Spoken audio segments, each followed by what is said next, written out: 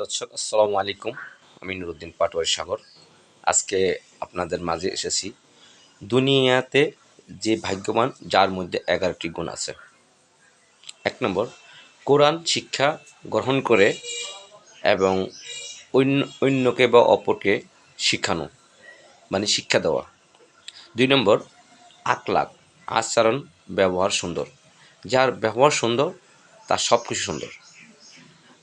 3, lane ও দেনা, ধার ও পানা সঠিক থাকা প্রয়োজন। 5, 4, ভালো মানুষ হয়ে উপকার করতে হবে। কখনো কারো ক্ষতি করা যাবে না। আমাকে কেউ ক্ষতি করেছে তাই বলে আমি তাকে ক্ষতি করব তা নয়। কুকুর আপনাকে কামড় দিয়েছে, আপনি কুকুরকে কামড় দিবেন তা নয়। মানুষ আপনার জায়গা জমি লুটপাট করছে তাই বলে তার ক্ষতি করব না, ক্ষতি করা যাবে না।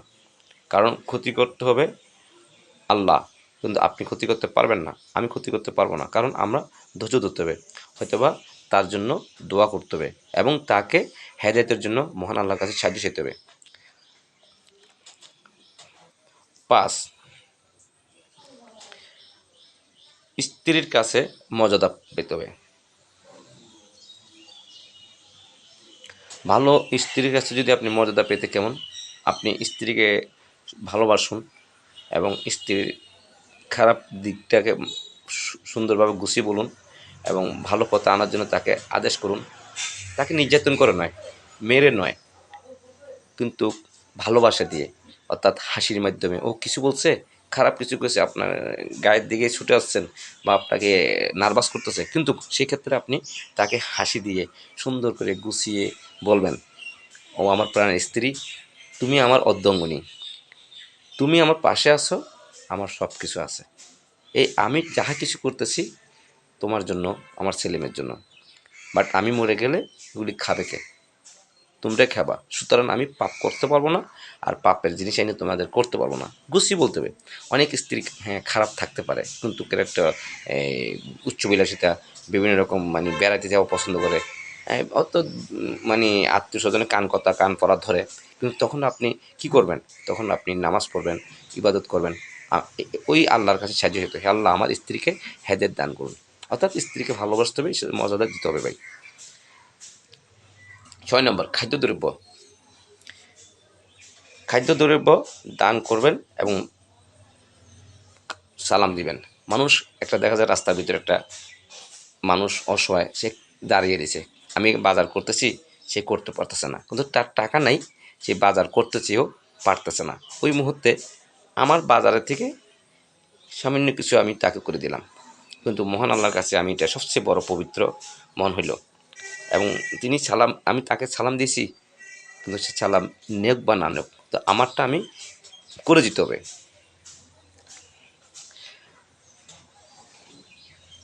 তারপরে আপনার এই যে এই ভালো মানুষের উপকার করতে হবে এবং কারো ক্ষতি করা যাবে না।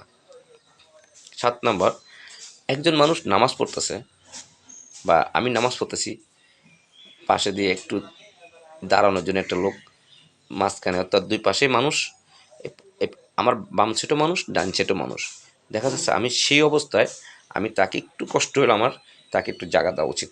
কারণ সেও নামাজে পড়তে আসছে, হয়তো সে, তাকে যদি আমি সাহায্য করি, আমার কষ্ট হোক, কিন্তু মহান আল্লাহ আমাকে অন্যভাবে সাহায্য করবে। আর আমি যদি কই না আমি গায়ের এইভাবে ধরে রাখবো, সে ঢুকতে পারবে না, আমার নাম আমার পাশে দাঁড়াবে না, আমি অনেক বড় লাটসাপ, আমি অনেক বড় কিছু, কিন্তু এটা ভাবানো বা ভেবে কোনো লাভ নেই। কিন্তু আল্লাহকে খুশি করতে হলে আপনাকে আমাকে সেইটা ত্যাগ করতে হবে। 8 নম্বর, জীবনে বেশি হায়াত পেয়ে থাকে অনেকে। কেউ দেখা যাচ্ছে 70, 80, 100 বছর পর্যন্ত পেয়েছে, কিন্তু আমাদের আমাদের বর্তমান যে সমাজে বর্তমানে আমাদের বয়সটা কমে যাচ্ছে। একসময় অনেকে নাম হায়াত বেশি পেত, তখন তারা ওই সেই হায়াতটুকে আল্লাহর ভক্ত, নামাজ কালাম পড়ে মহান আল্লাহকে সন্তুষ্ট করার জন্য সবসময় ইবাদত করতেন। তখন ওই ওই ইবাদত করার কারণে তাদেরকে আল্লাহ বেশি খুশি। অনেকে, যেমন অনেকে হায়াত পায় দেখা যাচ্ছে নামাজ পড়ে, জিকির করে, মসজিদ মাদ্রাসা উপকার করে, এলাকা গ্রামগঞ্জে মানুষের সাহায্য করে, এটাই আল্লাহ বেশি খুশি হন। 9 নম্বর, সবসময় গ্রামে ও শহরে অন্যকে মানে অসহায় মানুষকে খুঁজে তাকে কিছু সাহায্য উপকার করা উচিত। খুঁজে উপকার করতে হবে। তার যে কোনো একটা কিছু নাই, তাকে জিজ্ঞাসা করতে হবে, ভাই আপনি কেমন আছেন, আপনার কি সমস্যা? তাহলে সে নিশ্চয়ই বলবে আমার ভাই এই অবস্থা আছে, আপনি যদি একটু সহযোগিতা করেন তাহলে আল্লাহর কাছে আপনি প্রিয়, আমি প্রিয় থাকবো। 10 নম্বর, প্রতিবেশী বন্ধুদের কাছে ভালো মানুষ হওয়া। প্রতিবেশী, আজকে আমার সামনে 10 ঘর, পিছনে 10 ঘর এবং ডাইনে 10 ঘর, বামে 10 ঘর, অর্থাৎ চতুর্দিকে 40 ঘর। কিন্তু এটা খোঁজখবর নেওয়াটা আমাদের একান্ত প্রয়োজন, কিন্তু আমরা আজকাল সেই প্রতিবেশীর খোঁজখবর নিচ্ছি না। যেমন আপনি কোরবান দিচ্ছেন, বাট এই কোরবানের মাংসটুকু দেখা যাচ্ছে আপনার এই চতুর্দিকের যারা অসহায় তাদেরকে সাহায্য করতে হবে।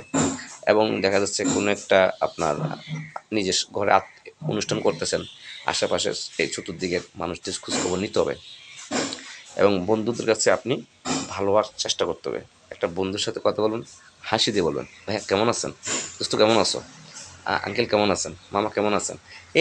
এটাই নিয়ম। অর্থাৎ আবার ছোটো হলে সেনা দিয়ে বলতে, আব্বু ভালো আছো, বা আঙ্কেল ভালো আছো।